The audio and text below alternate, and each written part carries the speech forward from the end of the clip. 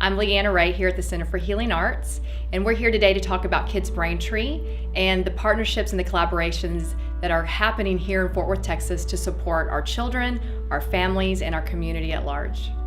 So Kids Braintree was created and evolved really from the heart. And it was from the heart because it involved and it was inspired from my son.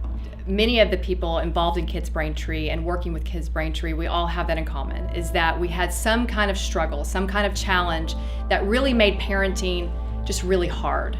And I looked at my son and I think around 5 or 6 weeks old, I had that intuition that something wasn't quite right. And it would be that we would be in the car, it'd be a 15-minute ride and he sounded like he was in pain. We would go into Central Market and I knew that I had to, by the clock, I had maybe 15 minutes to be in and out. See, 15 minutes was his mark. And he would look around and the lights and the people, and you could see his whole system just became overwhelmed and stressed. And I thought, how can a 9-month-old be stressed? But there it was. I would go home, if I would unpack all the groceries at the same time, he viscerally looked stressed. His face, his cry, everything about him.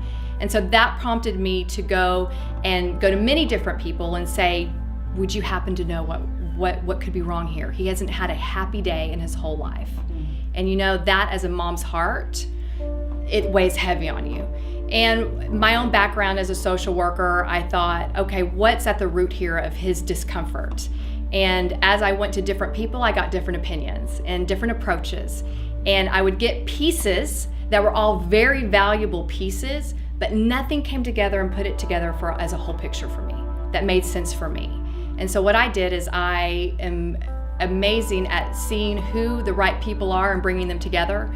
And everybody who's in collaboration with Kids Braintree brings that interdisciplinary approach.